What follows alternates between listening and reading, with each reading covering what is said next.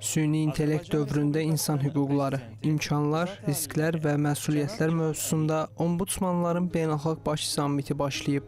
Sammitdə 30-a yaxın ölkədən ombudsmanlar, Milli İnsan Hüquqları İnstitutlarının nümayəndələri, beynəlxalq təşkilatlar, dövlət qurumları və ekspertlər iştirak edirlər.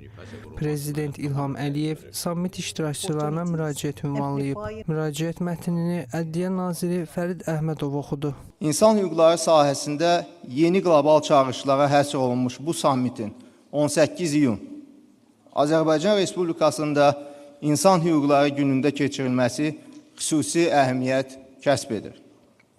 Bu tarix Azərbaycan Respublikasının ümummilli lideri Heydər Əliyevin ölkəmizdə ilk insan hüquqlarının müdafiəsinə dair dövlət proqramını təsdiq etdiyi və insan hüquqlarının təmin olunmasını dövlət siyasətinin əsas istiqamətlərindən biri kimi müəyyənləşdirdiyi gündür.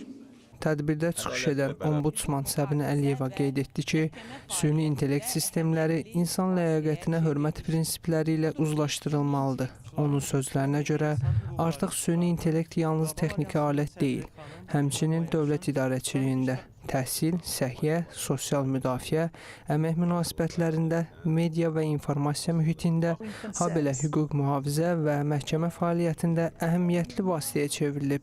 Bu təsisatlar pozulmuş hüquqların bərpası ilə yanaşı, monitorinq, hüquqi maarifləndirmə, qanunvericiliyin təkmilləşdirilməsi və beynəlxalq əməkdaşlığın inkişaf etdirilməsi vasitəsilə rəqəmsal transformasiya dövründə insan hüquqlarının müdafiəsinə əhəmiyyətli töhfə verirlər.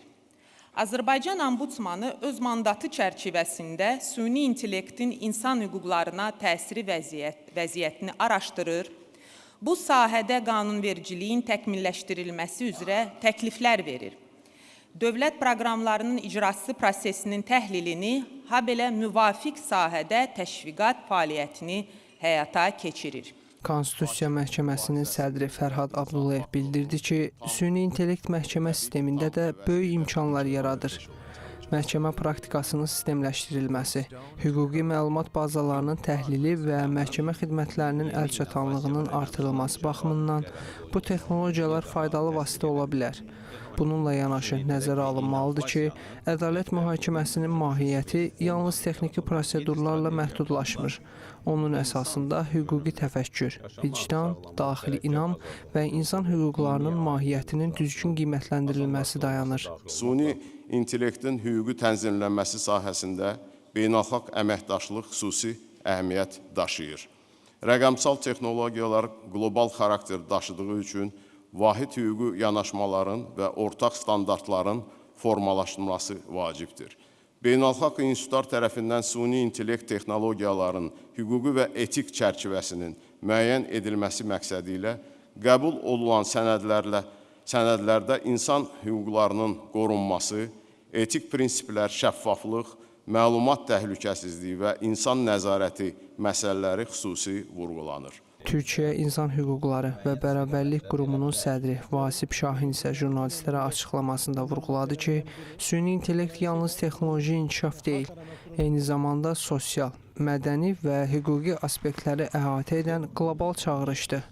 O, Bakı sammitinin süni intellektin yaratdığı imkanlar və risklərin müzakirəsi baxımından mühüm platform olduğunu diqqətə çatdırdı. Bu sadece teknik ve teknolojik bir gelişim, değişim değil ama aynı zamanda sosyal, kültürel ama daha da çok hukuki boyutları itibariyle sağlam bir altyapısının oluşturulması gereken bir olgu.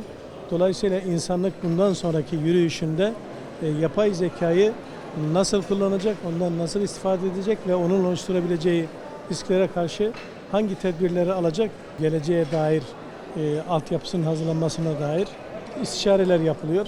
Qeyd edək ki, tədbir panel müzakirələrlə davam etdi. Sammitin sonunda isə süni intellekt və insan hüquqları üzrə Bakı bəyannaməsinin qəbulu nəzərdə tutulur.